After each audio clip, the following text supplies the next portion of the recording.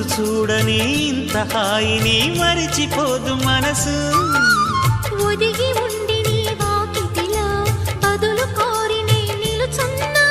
దారి తెలియని చీకటిలో వెలుగు చూసి కాదంటానా.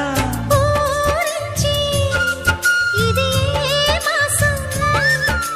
ప్రేమించే ప్రతి గుండెను అందెల సందడి చేసే హేమంతం ఇది.